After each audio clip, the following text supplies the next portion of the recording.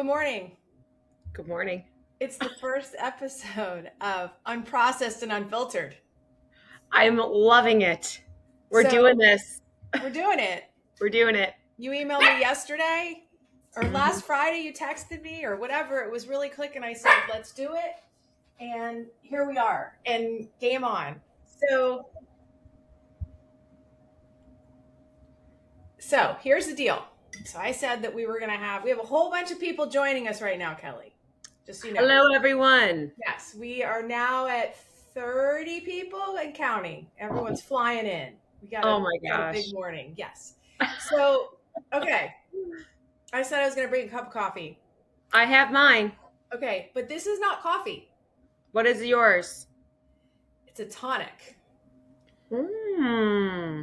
So my nutritionist friend here will be very happy with it. I am going to just digress for a second. Anybody who is used to me, knows that I have to always digress for a moment. But in this cup is a tonic that I pre-make, and it is turmeric, like actual the Yep. root, the fresh turmeric. I get fresh organic turmeric, fresh organic ginger, and yes, I realize that we need to make this affordable for everyone. Like I understand how lucky I am to be able to access these foods.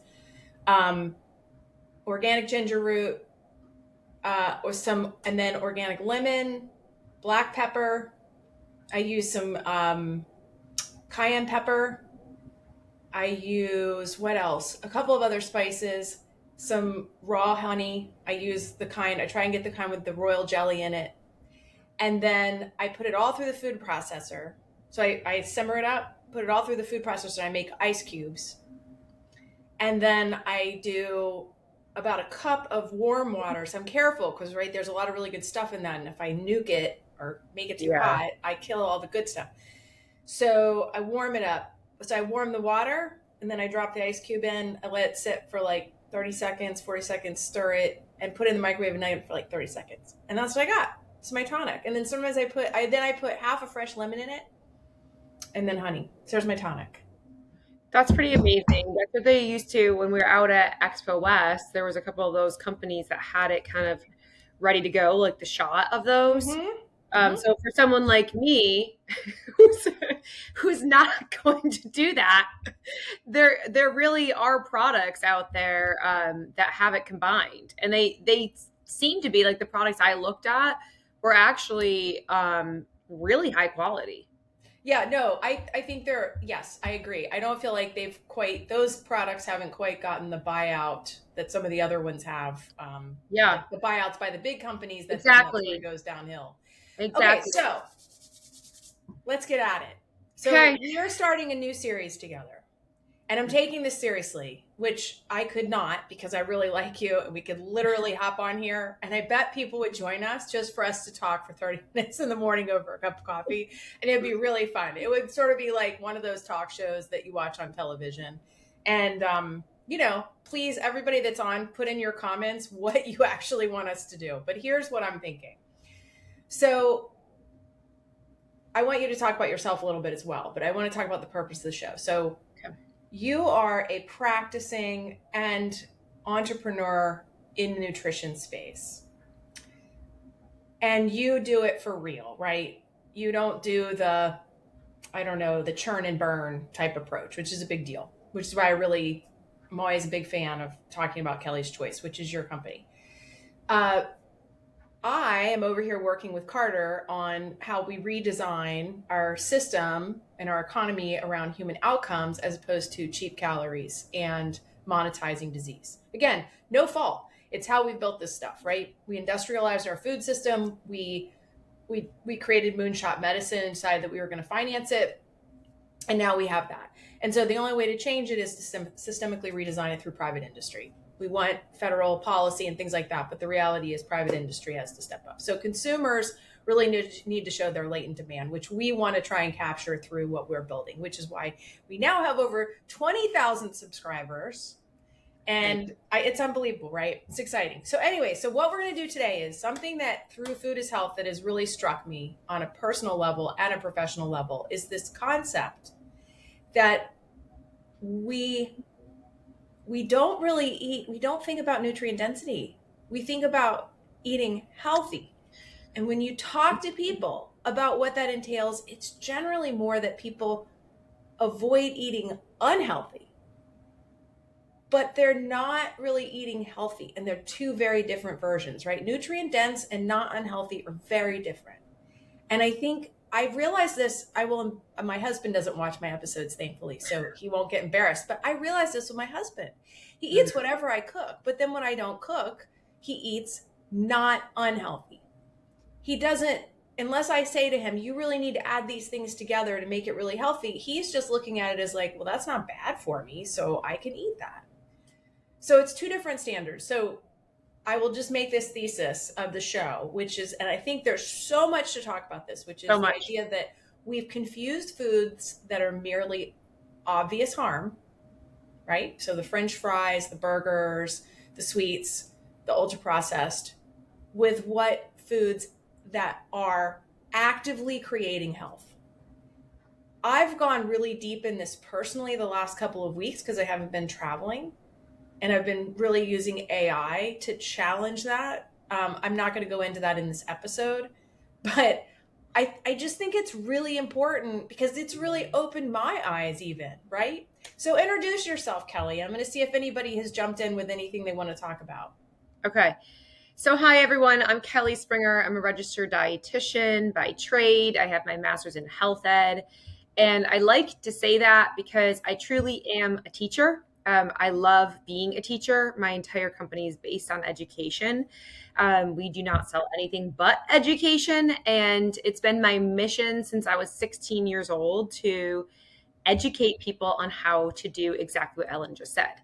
So it's been interesting over this past year to see social media and political people and everyone kind of jumping in this space. And honestly, it's exciting because people are talking about nutrition for the first time.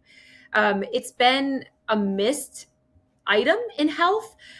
Even in our local schools, I remember when my girls now are in college, but even just a few years ago, they came up with the pyramid of health at the school, and it said physical health, mental health, and there was no nutrition talked about whatsoever. And I went to school and I'm like, how can you talk about health without talking about nutrition? How can you talk about mental health without talking about nutrition?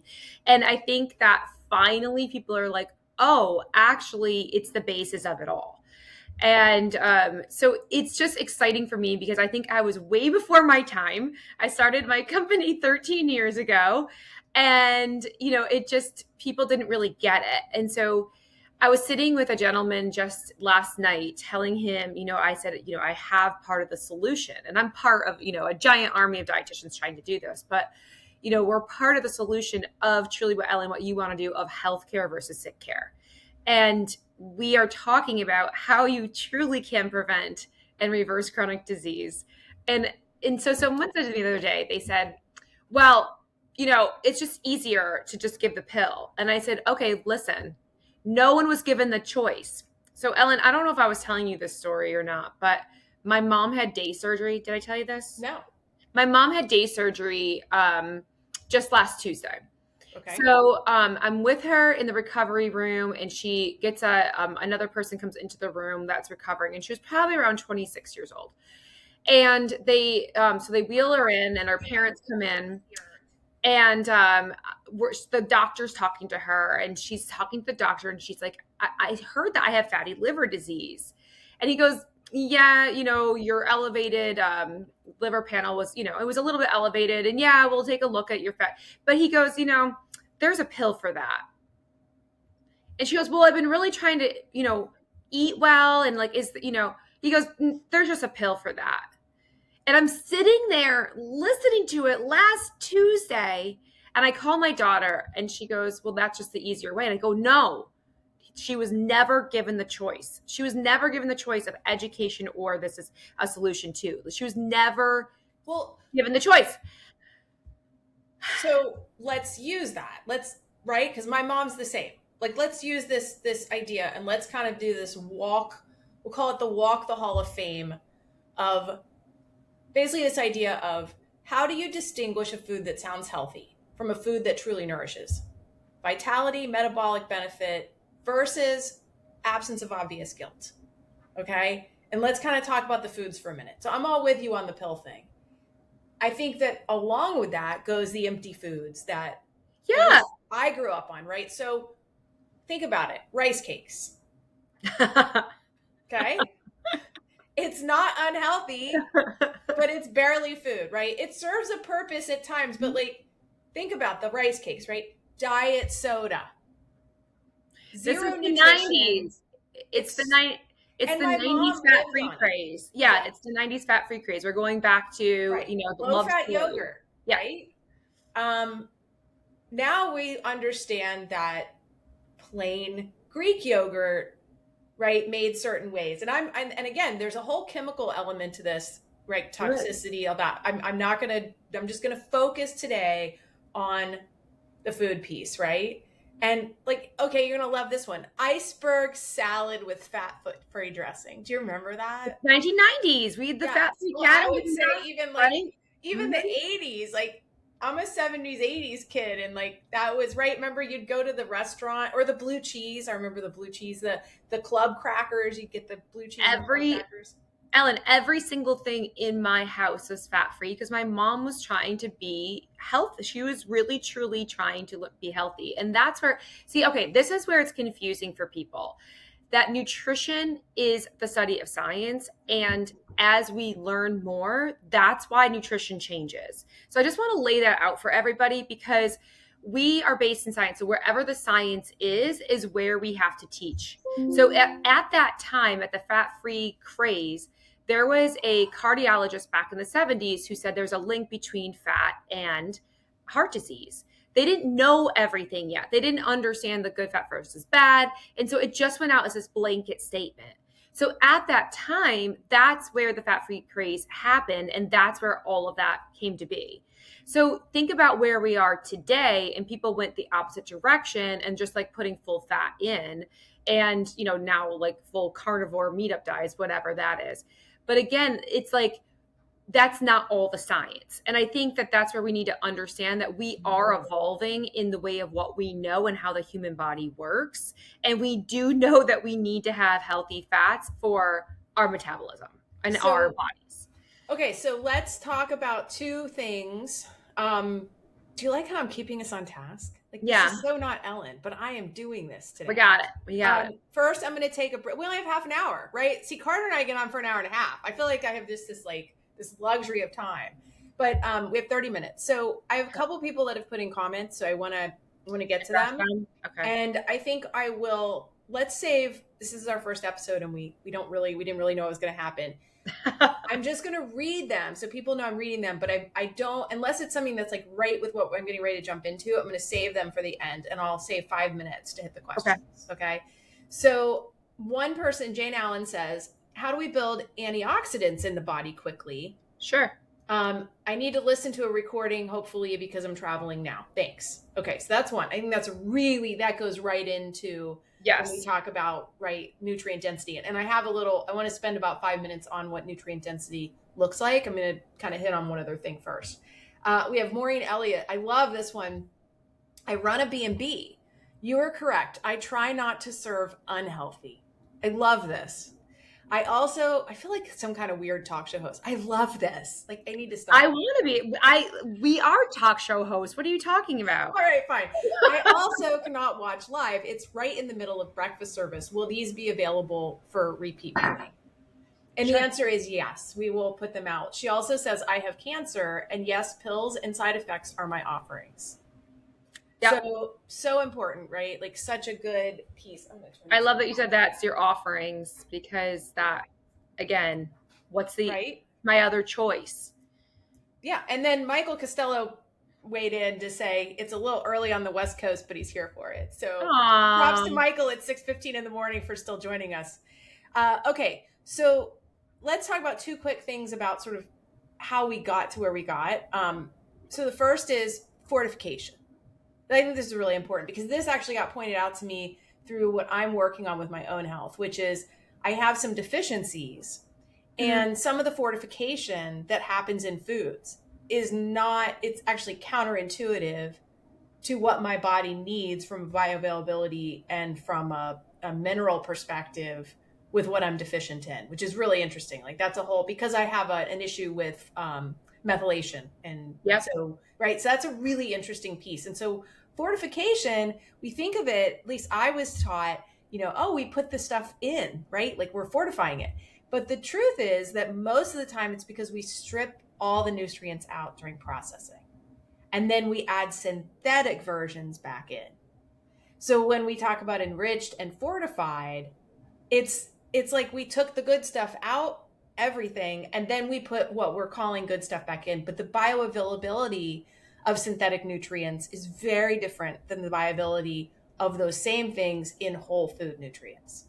So do you want me to explain this in just 2 seconds to Well, yeah, people? you could actually take a whole minute if you want. Okay. So when you have a whole grain, there's an outside part, that's the bran. Then you have the germ and the endosperm. So the outside part is the fiber. That germ is where all the B vitamins, like you're talking about, are. And then the rest is like basically a sugar, the endosperm. And so when you have a refined grain, the bran, the fiber is removed, the germ, the B vitamins are removed, and you're just left with the sugar. So then they fortify that back. So that's the difference here. And people don't understand when you have a whole grain versus a refined grain. That's the difference. So that fiber rich source is going to help to go into the body to reduce inflammation. It's going to help to trigger your HDL cholesterol.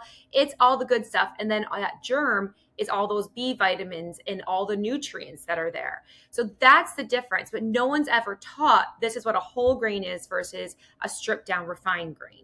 So Yep. they're not the same. They're not apple to apple. It's also a scale. Like it's Yeah. also what I've learned is it's not just black and white. There's a level of that in between, which is really interesting. That's true because they can say multi-grain and they throw things in there. Right. But But this is even how where it's milled. Like I've learned from, because I co-chair the Tufts Food and Nutrition Innovation Council. I'm the co-chair of the Food is Health Working Group with Colleen Zammer, who is a vice president at Bay State Milling. And they are an ingredients company, and they even have some consumer direct, some consumer facing products. And their mission is to make really good ingredients. And so, she's taught me that you can actually mill these things. So like we did this big thing on Kraft Power Mac recently. And the reality is you could make the Kraft Power Mac not so much into this bucket of being not unhealthy, right? Like yeah, we're kind of talking about, you could actually start to swing it more towards having some nutrient density if you did certain things to it. Now we are getting a big, black mark over all of the enriched. So that's the fortification and enrichment. So then the other piece that's really important, because Carter and I talk a lot. And I know some folks, I've seen some names on here. Part of this is regenerative agriculture and getting nutrient density back into our soil. So the other problem is that through our industrialized farming practices, which really came from the Green Revolution, which interestingly enough was really an effort to solve famine. A lot of folks don't realize is that famine was actually used politically. It was used even from a defense perspective. And so we wanted to make sure that we had no fear of famine, and even globally wanted to see it eradicated. And so we did all of this work on crop genetics. We solved the famine problem, but then we created a nutrient density famine, in essence, that replaced it. And so if you take the same crop label today and you compared it to what it was 50 years ago, the mineral decline is stark. And maybe we should probably do an episode on this. Carter, I should probably do an episode. I don't know if we want to do it on unprocessed and unfiltered, although it would be interesting. If you look at the nutrient density of, we didn't have ghost food back there, which now we really have this kind of like idea of ghost food. And nutrient density of food is really a moving target it's completely opaque. There's no transparency there. But Eric Smith with Audacious is changing that. So. Yeah, and I really, I think my eyes were open. One of my favorite books was by Michael Pollan that did Omnivore's Dilemma. And I love that book. I would love to meet that man in person someday. I just love the way that he described and Me too, by the way. He educated versus saying you are a bad person. He's like, I'm still gonna on the road maybe get a McDonald's once in a while, but this is what McDonald's is versus this is what regenerative farming is, and this is what the meat looks like over here versus over here. And if anyone has not read that book, I just think it's such a beautiful way that he describes what regenerative farming is. He describes the difference between how the animals, and the grass and everything. It's just such a great way of how he breaks it down. And I don't know. Anyway, I love that book and it really opened my eyes, and I love the way that he teaches. Yep. Yep. I totally agree. Okay. So we've got 7 minutes left. Okay. And here's what I suggest. So I'm going to take us to nutrient density. Okay. So let's talk about what actual nutrient density looks like in some of these foods. And I think maybe next week we dive into this a little bit more. Those of you that, book name. Yes. Hi, Mike Williams. Good morning. Omnivore's Dilemma. So Omnivore's Dilemma by Michael Pollan. It is a class. It is, honestly, Kelly, it's funny. It's one of those books that sort of started me down this path probably 10 years ago. Yeah, I know. I just absolutely love it. It just explains things really well. Yeah. Okay, so I think, and I want people to weigh in on this for anybody that's here, is my proposal is let's talk about nutrient density and food examples that are nutrient dense. And then how about next week we come with, and people can submit their foods if they want. This will be a fun thing, is we will come and talk about nutrient density of different foods versus foods that maybe we eat that we think are okay. They're not unhealthy. They're just staple foods. And maybe we break some of that down, right? I don't know. That would be my suggestion. So I think this is a really good conversation. So, so how about I hit a couple of foods now? Okay. And then why don't you take Maureen's question around, well, let's hit the kind of the two questions. So Sure. I'm just going to throw out a couple of foods and then I'm going to let you take the rest and then we'll close it in the last minute. Great. So, and everybody has to just bear with us. It's our first week. So we're trying to do speed doing this. So, okay. All right. So liver, right? I love this. So I kind of prepped for this a little bit and I love this kind of the verbiage I have here. So liver, arguably one of the most nutrient dense foods on the planet, but it's culturally abandoned. Right? My grandfather grew up on liver. Right. And it's like when you go into what would really, and I want to be clear. I'm not saying that you have to eat meat. I am going to be agnostic to all health choices because I'm going to say this right now, and I probably should say it every episode. I do not believe it is my role or even a clinician's role to tell somebody exactly what they should eat in a very specific manner. I think people have to learn on a personal level what works for their bodies. Is everybody is different. And I think personalized N of one is where we need to get to in scale rather than, this one person told me this one thing and it's going to make everything better for me. It on paper and in the research studies that were out there, it probably did, but the research is a randomized control trial. Everybody doesn't have the same result, right? My company is called Kelly's Choice. It is your choice on what you feed yourself. So we're just here to educate. So it will be your choice at the end of the day. Correct. But we are here to educate. So sardines, right? They're a wonder food. Omega-3s, calcium, B12, selenium, cheap, ignored. Eggs, demonized for decades, now quietly having a resurgence. Dark leafy greens. I mean, this is, I'm like hammering myself every day over this right now, trying to get the folate. Mushrooms, they're interesting depending on which one you have, right? There's some really good nutrition in certain mushrooms. Again, it's kind of like you take wheat, this particular, totally different, right? So why don't we use this for an opportunity to hit Maureen and Jane here? And if anybody wants to throw one last comment on what they want to hear next week, if what I said is okay or anything. So Jane wants to know how to build antioxidants in the body quickly. Okay. So antioxidants you're going to get a variety from different colors, first of all. So as you're saying, dark leafy greens. So all the colors of the rainbow are going to bring in those antioxidants. Antioxidants are going to neutralize these nasty little things called free radicals. So they actually give the free radical the missing electron, and that's why they work. But something as simple as, like you said, the incredible edible egg also has some powerful antioxidants in it, which you wouldn't think because you're thinking of it more in the way of vegetables and fruits. So there's a lot of different foods that you can get those antioxidants from, but we're now learning about the variety. So what would you tell her? Eat really brightly colored foods? Absolutely, and mix it up. A great cheap way to do it is frozen. Frozen is just as good as fresh. And so you can get a huge variety in frozen vegetables. Again, just as good as fresh, a third of the cost. And so you can get way more variety in getting in the way of frozen, because you could just pick and pull from different pieces, and they're not going to go bad. So that's my little tip for the day. How about any tips for Maureen having an Airbnb where she's serving people breakfast and then having cancer? Any nuggets you want to throw out there before we close her down? Absolutely. Again, going back to that incredible edible egg, can't say enough about it. There's so much nutrients and density there. Also, you're saying Greek yogurt is going to have those probiotics. We're going to talk probably in the next couple of episodes about probiotics and digestive health.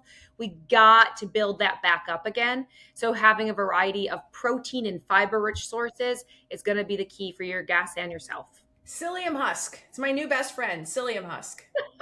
Psyllium husk. Psyllium husk. Just going to throw that out there. Okay. So nobody has added any comments here, but I am going to, I will say this.